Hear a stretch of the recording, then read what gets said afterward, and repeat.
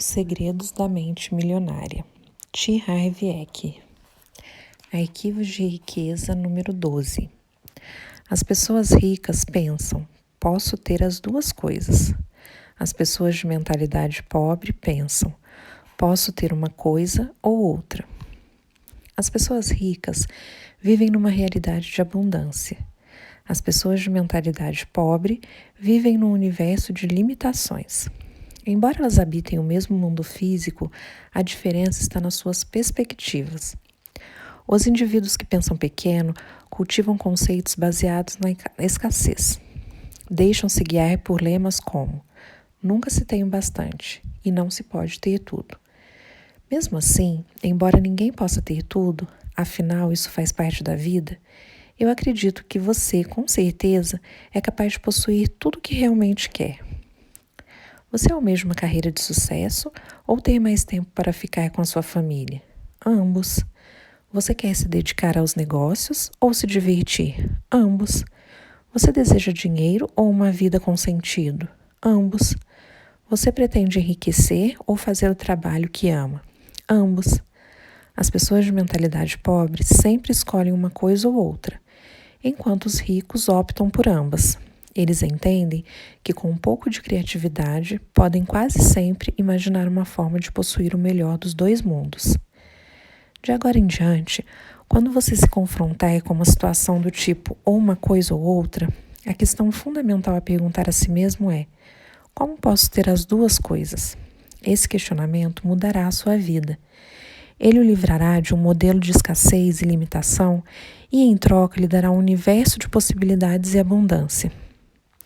Isso não se aplica apenas às coisas que você quer, mas a todas as áreas da sua vida.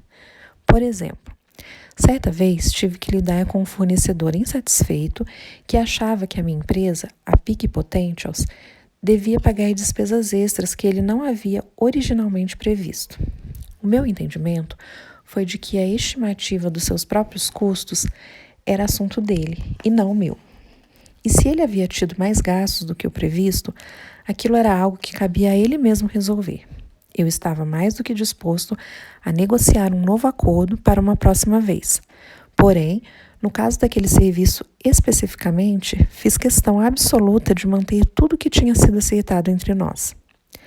Nos meus tempos de vacas magras, eu teria entrado nessa discussão com o objetivo de defender o meu ponto de vista e deixar claro que não pagaria ao sujeito um único centavo a mais do que o combinado. E mesmo que pretendesse mantê-lo como fornecedor, aquela situação provavelmente acabaria numa grande briga. Partiria do princípio de que só haveria um vencedor. No entanto, como àquela altura eu já estava treinado a pensar em termos de conseguir as duas coisas, entrei na discussão completamente aberto a criar uma situação em que não pagaria um único centavo a mais e o meu fornecedor ficaria felicíssimo com o acerto que fizéssemos.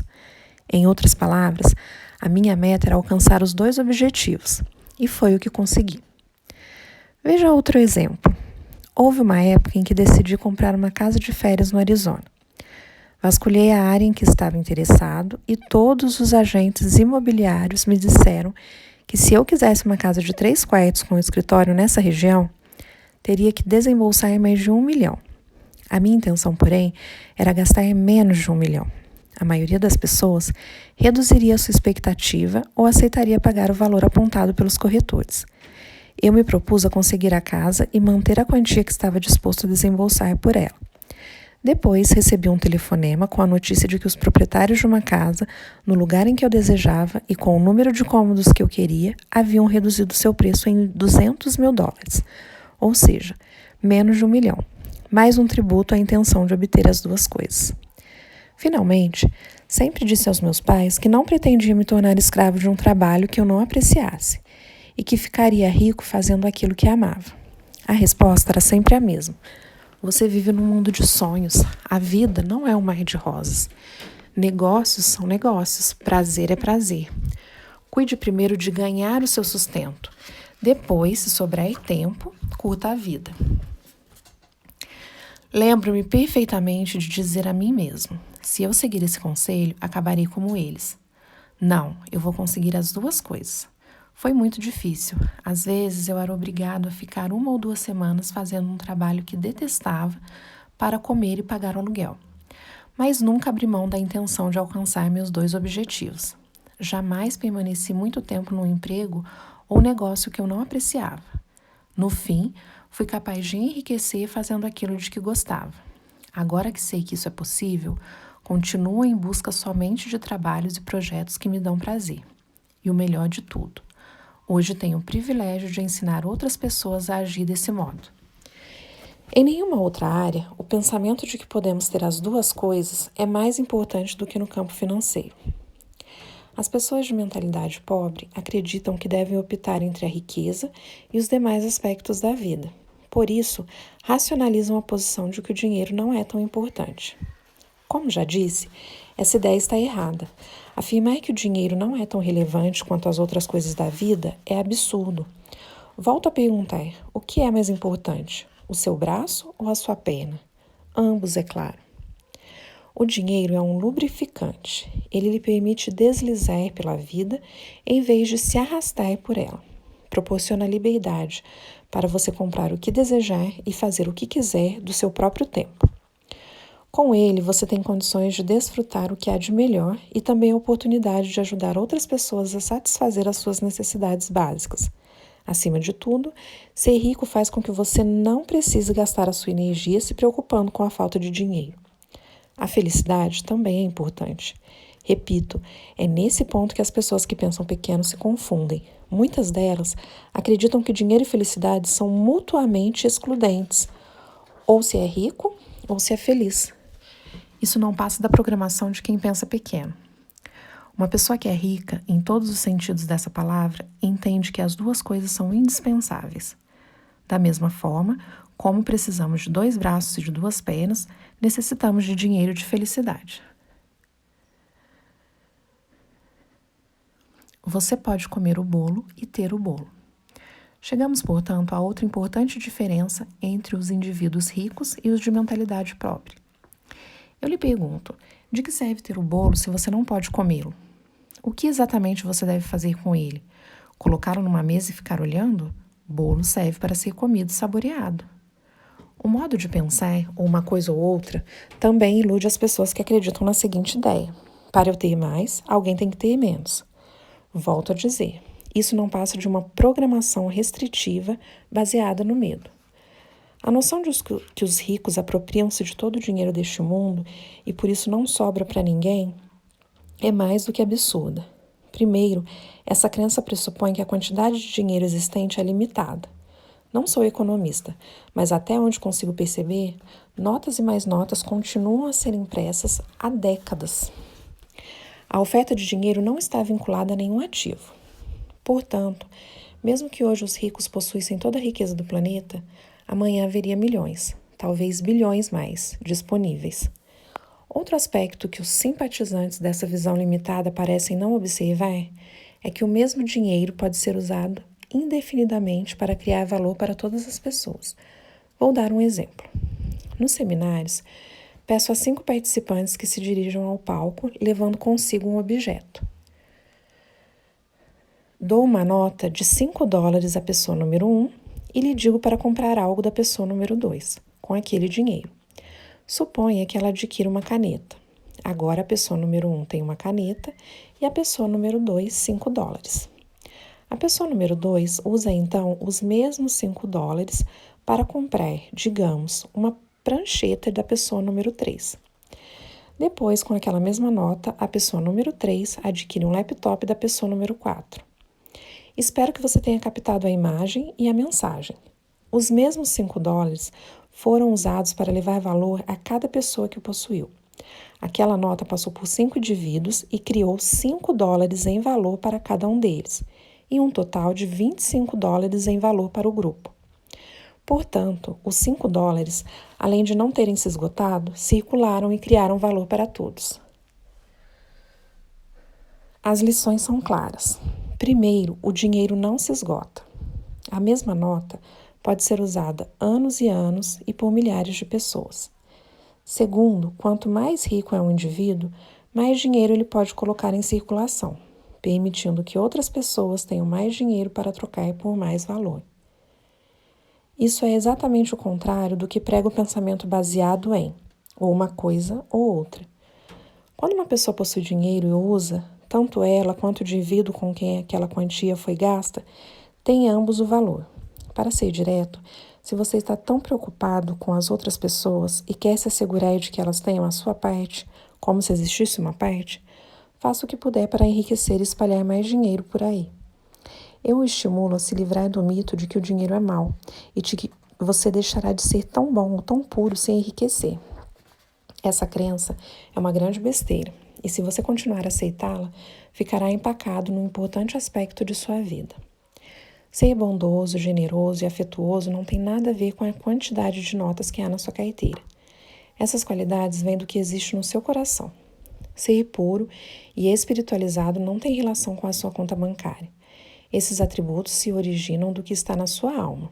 Acreditar que o dinheiro tem o poder de torná-lo bom ou mal não passa do modo de pensar, ou uma coisa ou outra. Puro lixo programado que não ajuda em nada a sua felicidade e o seu sucesso. Essa ideia também não tem a menor utilidade para as pessoas ao seu redor, especialmente para as crianças. Se você faz absoluta questão de ser uma boa pessoa, seja bom o suficiente para não infectar a geração seguinte com crenças equivocadas que possa ter adotado sem querer. Caso deseje viver de fato uma vida sem limites, deixe de lado o modo de pensar excludente e mantenha a intenção de ter as duas coisas. Declaração: eu sempre penso, posso ter as duas coisas. Eu tenho uma mente milionária. Ações da mente milionária. Pratique pensar em ter as duas coisas e crie maneiras de conseguir isso. Sempre que se encontrar diante de duas alternativas, pergunte-se: por que não posso ter ambas? 2. Conscientize-se de que dinheiro em circulação acrescenta valor à vida de todas as pessoas. Sempre que você gastar dinheiro, diga a si mesmo: esse dinheiro passará por centenas de indivíduos e criará valor para todos eles. 3. Pense em si próprio como um exemplo para os outros, mostrando que é possível ser bondoso, generoso, afetuoso e rico.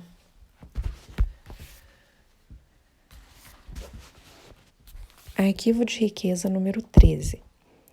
As pessoas ricas focalizam seu patrimônio líquido. As pessoas de mentalidade pobre focalizam seu rendimento mensal. Em geral, quando o assunto é dinheiro, as pessoas frequentemente perguntam: quanto você ganha? É raro ouvirmos: quanto vale o seu patrimônio? Pouca gente fala assim, a não ser nos ambientes de alta classe. Nesses lugares, as conversas sobre dinheiro costumam dizer respeito ao patrimônio. O Pedro acabou de vender as ações. Ele tem agora um patrimônio de mais de 3 milhões. A empresa de João abriu capital. Ele agora possui 5 milhões. A Maria vendeu a firma e agora tem 8 milhões. Ninguém diz: sabia que o Ricardo ganhou um aumento, além de uma ajuda de custo de 2%? Princípio de riqueza. A verdadeira medida da riqueza é o patrimônio líquido e não os rendimentos. A verdadeira medida da riqueza é o patrimônio líquido e não os rendimentos. Sempre foi e sempre será. O patrimônio líquido é o valor de tudo que uma pessoa tem. Para determinar o seu patrimônio, some o valor de todas as coisas que você possui: dinheiro, ações, títulos, imóveis, o seu negócio atual, a sua casa. E depois subtraia tudo o que deve. O patrimônio líquido é a medida definitiva da riqueza, porque, se necessário, os bens podem ser liquidados, ou seja, convertidos em dinheiro. Quem é rico sabe que há uma imensa diferença entre os rendimentos e o patrimônio líquido. Os primeiros são importantes, mas constituem apenas um dos 4 fatores determinantes do patrimônio líquido, que são: 1. Rendimentos. 2. Poupança. 3. Investimentos. E 4. Simplificação. Toda pessoa rica compreende que a construção de um patrimônio líquido substancial resulta de uma equação que contém esses 4 elementos. Como todos eles são essenciais, examinarei um a um. Existem 2 tipos de rendimentos: ativos e passivos. Rendimento ativo é o dinheiro que você ganha por seu trabalho, o seu salário, ou, caso seja um empresário, a renda ou os lucros que obtém com o seu próprio negócio. O rendimento ativo é importante porque, na sua ausência, é quase impossível chegar aos outros 3 fatores do patrimônio líquido. É com os rendimentos ativos que enchemos o nosso funil financeiro, por assim dizer. Em condições normais, quanto maior o rendimento ativo, mais podemos poupar e investir. Embora esse tipo de rendimento seja fundamental, eu repito, o seu valor depende da parte que ele ocupa no conjunto do patrimônio líquido. Rendimento passivo é o dinheiro que você recebe sem trabalhar ativamente. Depois abordarei o rendimento passivo com mais detalhes. Por ora, considere uma das fontes de abastecimento do seu funil financeiro, que pode ser usada para gastos, poupanças e investimento. Poupar também é indispensável. Se você ganhar rios de dinheiro e não conservar nenhum, não fará fortuna. Muita gente tem um modelo de dinheiro programado para gastar. Quanto mais ganha, mais gasta. São indivíduos que optam pela gratificação imediata em detrimento do equilíbrio a longo prazo. Os gastadores têm 3 lemas. O primeiro é: é só dinheiro. Consequentemente, dinheiro é algo que eles não possuem em grande quantidade. O segundo é: tudo que vai, vem. Pelo menos é do que gostariam, porque o seu terceiro lema é: sinto muito, agora não dá, estou quebrado. Sem rendimentos para encher o funil financeiro e sem poupança para conservá-lo, é impossível passar ao próximo fator do patrimônio líquido. Depois que tiver começado a poupar uma parte apropriada dos seus rendimentos, você pode chegar à etapa seguinte: fazer o seu montante de dinheiro aumentar por meio de investimentos. Em geral, quanto melhores os investimentos, mais rápido o dinheiro cresce e mais patrimônio líquido ele proporciona. As pessoas ricas despendem tempo e energia aprendendo a investir e têm orgulho de ser excelentes investidoras, ou, pelo menos, de contratar ótimos profissionais para executar essa tarefa por elas. Quem tem a mentalidade pobre pensa que investimento é coisa de rico. E como nunca aprende a fazer isso, continua na pior. Volto a dizer, todas as partes da equação são importantes. O quarto fator do patrimônio líquido pode ser considerado o azarão do páreo. Pouca gente reconhece a sua importância para a criação da riqueza. Trata-se da simplificação. Ela caminha lado a lado com a poupança e requer o estabelecimento consciente de um estilo de vida em que você dependa menos de dinheiro. Com a redução do seu custo de vida, aumentam a poupança e também a quantidade de dinheiro disponível para investir. Para ilustrar o poder da simplificação, vou contar a história de uma participante do seminário da Mente Milionária. Aos 23 anos de idade, Sui tomou uma sábia decisão. Comprou uma casa. Nesse negócio, ela gastou pouco menos de $300 mil. 7 anos depois, houve um boom no mercado imobiliário e Sui vendeu a casa por mais de $600 mil, obtendo um lucro superior a $300 mil. Ela pensou em adquirir uma nova casa, mas, após participar do seminário, percebeu que se investisse o dinheiro com juros de 10% e simplificasse seu estilo de vida, poderia viver confortavelmente dos rendimentos sem nunca mais ter que trabalhar. Em vez de comprar uma nova casa, Sui foi morar com a irmã. Hoje, aos 30 anos, ela é financeiramente livre. Não conquistou a independência ganhando uma tonelada de dinheiro, mas reduzindo conscientemente as suas despesas pessoais. Sim, ela ainda trabalha, porque gosta, porém não precisaria mais fazer isso. Na verdade, Sui só trabalha 6 meses por ano. Os outros 6 meses, ela passa nas Ilhas Fiji. Primeiro, porque adora o lugar. Segundo, porque, como diz, lá o seu dinheiro rende muito mais. Como vive entre os moradores locais e não entre os turistas, os seus gastos não são grandes. Você conhece alguém que pode ficar 6 meses por ano numa ilha tropical sem precisar trabalhar, na flor dos seus 30 anos? E que tal aos 40, 50, 60 ou em qualquer outra idade? Tudo isso aconteceu porque Sui criou um estilo de vida simples. Assim, não precisa de nenhuma fortuna para se sustentar.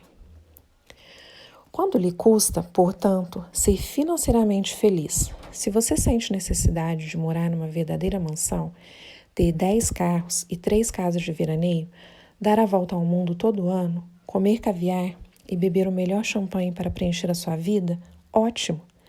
Saiba, no entanto, que está colocando o seu sonho de felicidade num patamar extremamente alto e pode precisar de um tempo enorme para alcançá-lo. Mas caso você não faça questão de todos esses brinquedos para ser feliz, é provável que concretize o seu objetivo financeiro mais cedo. Volto a dizer, a construção do patrimônio líquido é uma equação de 4 partes. Considere a seguinte analogia. Imagine-se dirigindo um ônibus. Como seria a viagem se esse veículo só tivesse uma roda? Provavelmente lenta, acidentada, cheia de percalços.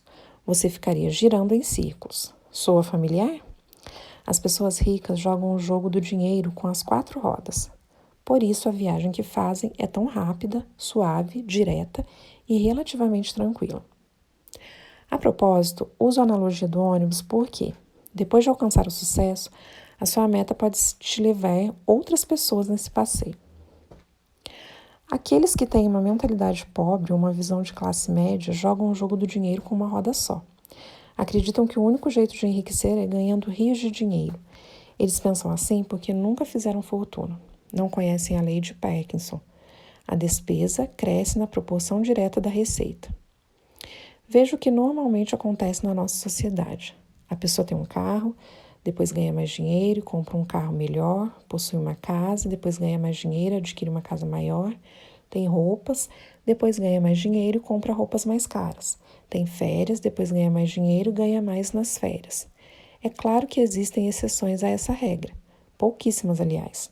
Em geral, à medida que os rendimentos aumentam, os gastos sobem também. É por isso que apenas os rendimentos por si mesmos não criam riqueza. Este livro se chama Os Segredos da Mente Milionária.